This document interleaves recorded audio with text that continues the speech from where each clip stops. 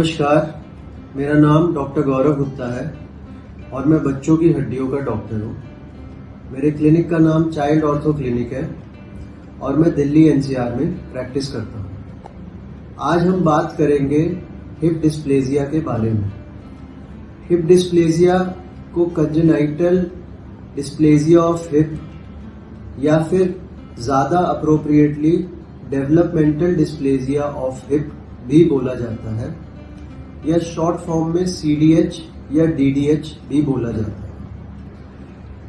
इसका literally meaning ये है कि बच्चे के हिप जॉइंट की डेवलपमेंट नॉर्मल नहीं हुई है, जिसके कारण वो धीरे धीरे अपने जोड़ से बाहर सरकता जा रहा है और कॉन्ग्रुएंट नहीं। ये 0.5 से 30% तक बच्चों में देखने को मिल सकता है और ये काफी कॉमन है। इसके अंदर हिप जॉइंट एबनॉर्मल होता है और अगर एक एबनॉर्मल हिप जॉइंट को प्रॉपरली मैनेज ना किया जाए, ट्रीट ना किया जाए, तो वो धीरे धीरे डिसलोकेट हो जाता है, जिसके कारण बच्चे के चलने में एबनॉर्मेलिटी और उसके जोड़ का जल्दी घिस जाना पॉसिबल है और काफ़ी बार हमें इसको करेक्ट करने के लिए काफ़ी मेजर सर्जरीज करनी पड़ सकती है। तो आज हम बहुत सारे हिप डिस्प्लेजिया से रिलेटेड कॉमन क्वेश्चंस की चर्चा करेंगे। सबसे पहला क्वेश्चन आता है कि डेवलपमेंटल डिस्प्लेजिया ऑफ हिप या कंजेनाइटल डिस्प्लेजिया ऑफ हिप में क्या डिफरेंस है। तो पहले इसको congenital dislocation of hip, congenital dysplasia of hip भी बोलते थे, लेकिन ये देखा गया कि बहुत केसेस में जन्म पे हिप डिसलोकेटेड नहीं होता और अगर एक डिस्प्लास्टिक हिप, एबनॉर्मल या इमेच्योर हिप को मैनेज ना किया जाए तो वो धीरे धीरे समय के साथ, डेवलपमेंट के साथ डिसलोकेट हो जाता है। तो इसका जो ज्यादा अप्रोप्रिएट नाम है वो है DDH यानी डेवलपमेंटल डिस्प्लेजिया ऑफ हिप। अब बात आती है कि इसके क्या लक्षण हैं। तो इसके लक्षण हर उम्र के हिसाब से वेरी करते हैं। जन्म पे क्या क्या सिम्टम हो सकते हैं। एक तो ये हो सकता है कि जब उस बच्चे के दोनों पैरों की लेंथ देखी जाए तो एक पैर छोटा और दूसरा पैर लंबा हो सकता है। जिस बच्चे का हिप डेवलप नहीं होगा वो ऊपर की तरफ माइग्रेट करेगा, सरकेगा, जिसके कारण उसका पैर छोटा हो सकता है देखने में। दूसरा, उसके दोनों जांघें पूरी तरीके से खुलेंगी नहीं, यानी कि उसका एबडक्शन स्प्रेड कम होगा या पेनफुल भी हो सकता है। तीसरा, जब आप उसके हिप को अंदर या बाहर की तरफ मूव करोगे तो उसमें एक इंस्टेबिलिटी या जोड़ का अंदर और बाहर होना महसूस हो सकता है। चौथा, उसकी जांघों की लेंथ भी एबनॉर्मल हो सकती है। जब आप घुटने मोड़ के उसके दोनों थाइस की लेंथ देखोगे तो हो सकता है एक थाई छोटी और एक थाई बड़ी लगे और उसकी दोनों जांघों की क्रीज में डिफरेंस हो सकता है। हो सकता है जो हिप डिसलोकेट हो रहा है या डिस्प्लास्टिक है उसकी क्रीजेस उसमें ज्यादा हो दूसरे हिप के मुकाबले। तो ये कुछ लक्षण हैं फर्स्ट 6 मंथ में डेवलपमेंटल डिस्प्लेजिया ऑफ हिप के। जैसे जैसे ये हिप और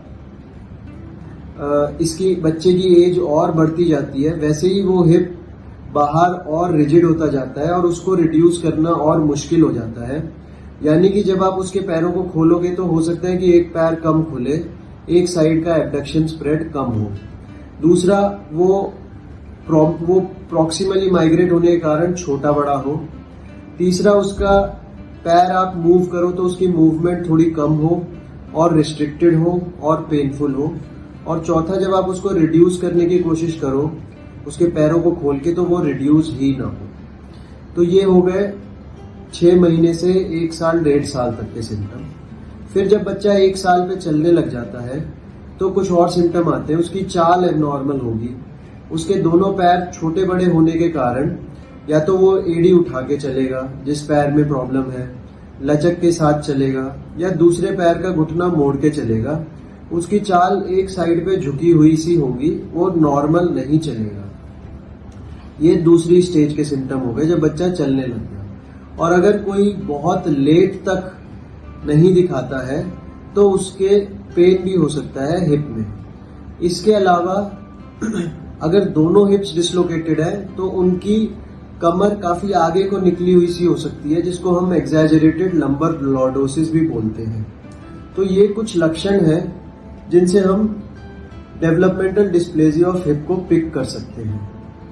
अगला एक कॉमन क्वेश्चन आता है कि ये जो हिप डिस्प्लेजिया है क्या ये एक डेवलपमेंटल इशू है?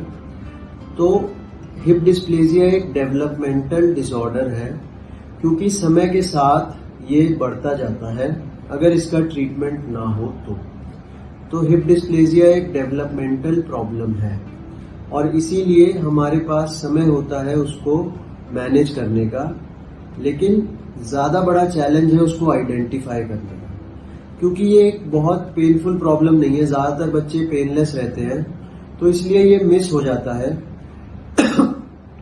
अगर प्रॉपर एग्जामिनेशन ना हो तो जन्म के टाइम पे।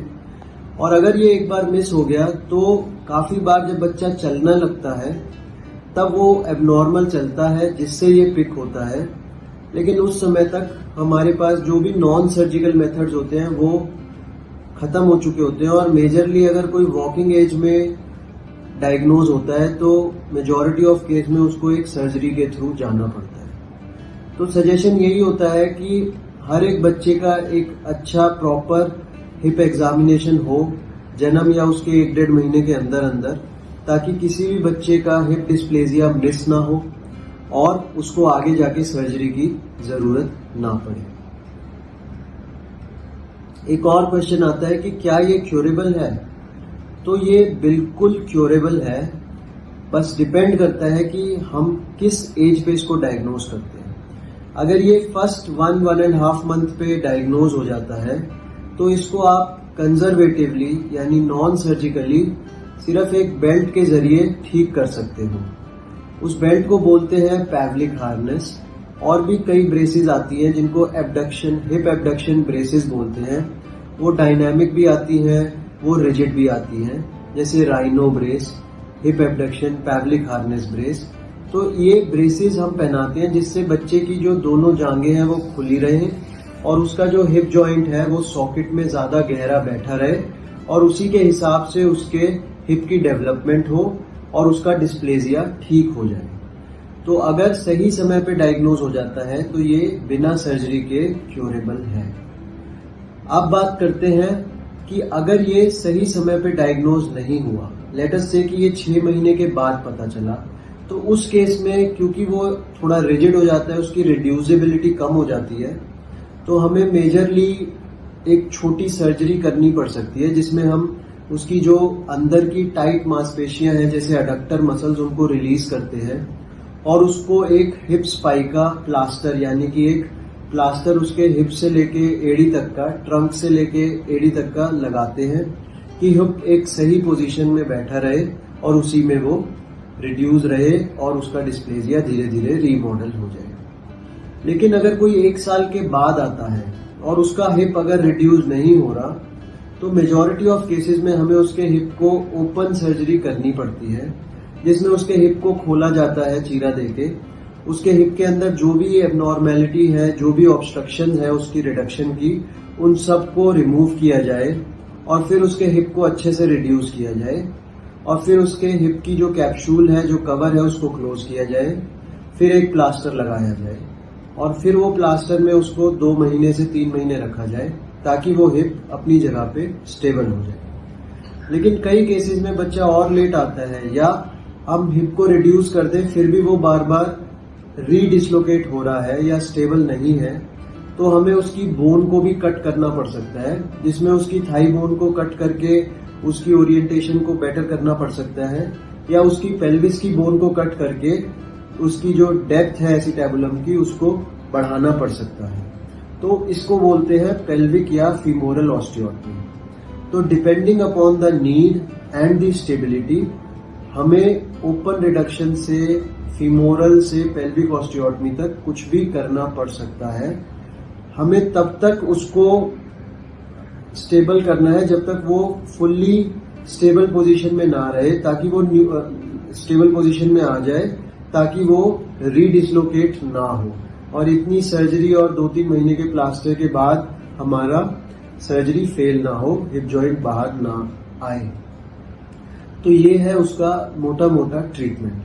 अगर कोई बहुत ही नेग्लेक्टेड केस है और 9-10 साल के बाद आ रहा है, तो उस केस में वो रिड्यूसिबल नहीं रहता और हमें कई बार उसको हिप रिडक्शन की जगह हिप साल्वेज सर्जरी या पेलिएटिव सर्जरी करनी पड़ती है, जिसमें हम पेल्विक सपोर्ट ऑस्टियोटमी या रीअलाइनमेंट ऑफ द फीमर या लेटर डेट में कभी THR भी करते हैं।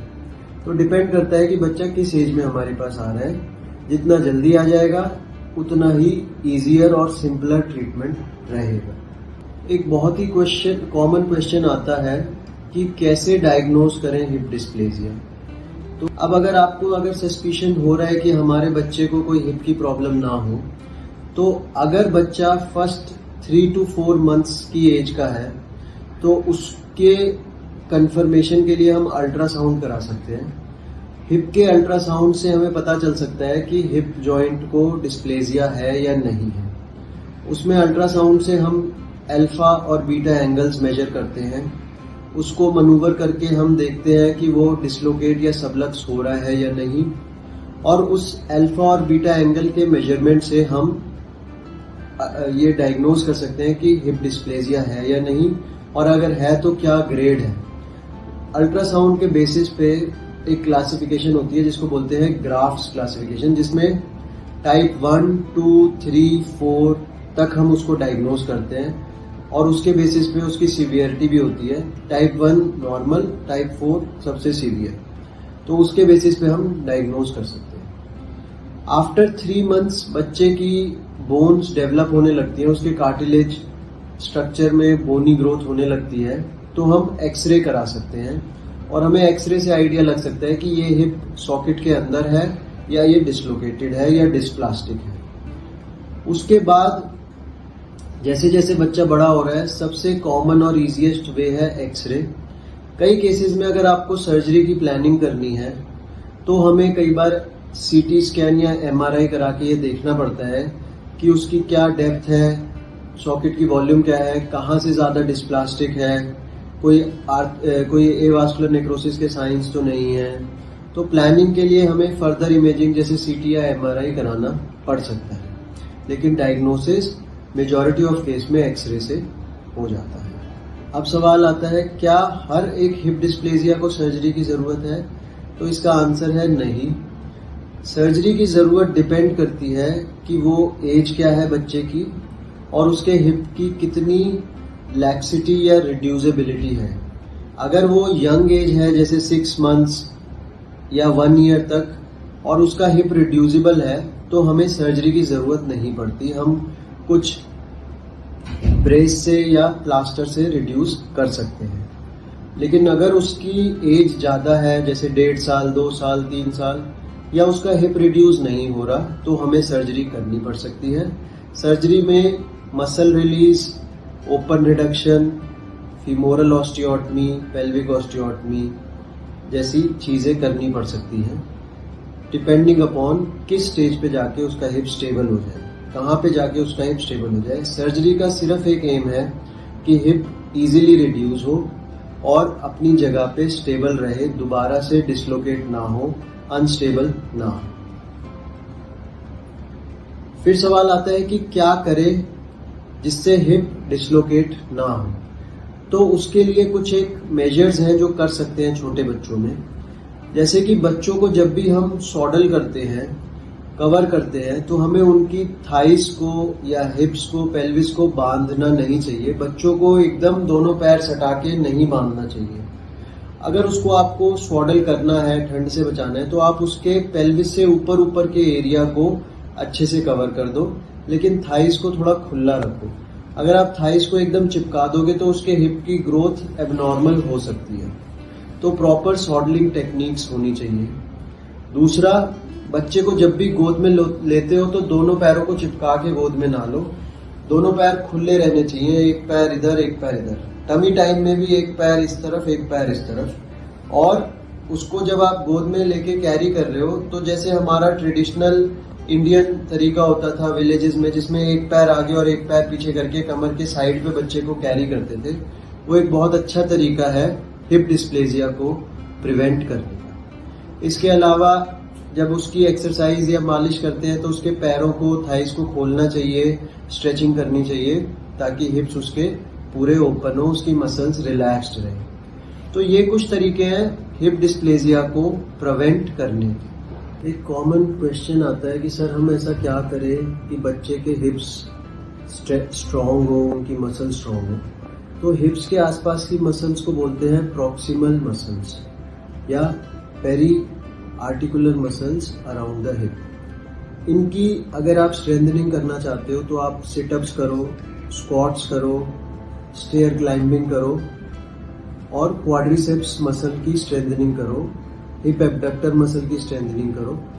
इन एक्सरसाइजेस से हिप्स आपके स्ट्रॉन्ग रहेंगे। इसके अलावा बोन स्ट्रेंथ के लिए आप एक अच्छी डाइट लो जिसमें कैल्शियम हो, विटामिन्स हो, मिनरल्स हो, ताकि आपकी जो बोन्स है वो वीक ना हो। और कॉमन क्वेश्चन जो आता है वो ये है कि बच्चों के हिप्स कब तक डेवलप होते हैं।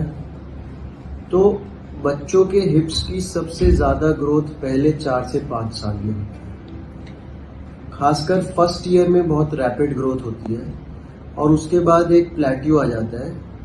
मेजर ग्रोथ 4-5 ईयर्स तक हो जाती है। अगर तब तक कोई इशू रिजॉल्व नहीं हुआ है तो डेफिनेटली कुछ ना कुछ सर्जिकल मेजर करना ही पड़ेगा। जैसे काफी केस में अगर हिप रिड्यूस हो गया है लेकिन उसकी जो छत है, जो सॉकेट है वो एबनॉर्मल है, डिस्प्लास्टिक है, तो उसको अगर 5 साल में वो नहीं रीमॉडल हुआ तो फिर उसको सर्जरी से ही करेक्ट करना पड़ेगा। बाकी बोन्स की और जॉइंट्स की ग्रोथ स्केलेटल मैच्योरिटी तक होती है, लेकिन हिप्स की जो मेजर ग्रोथ होनी है वो फर्स्ट 4-5 ईयर्स में हो जाती है। धन्यवाद।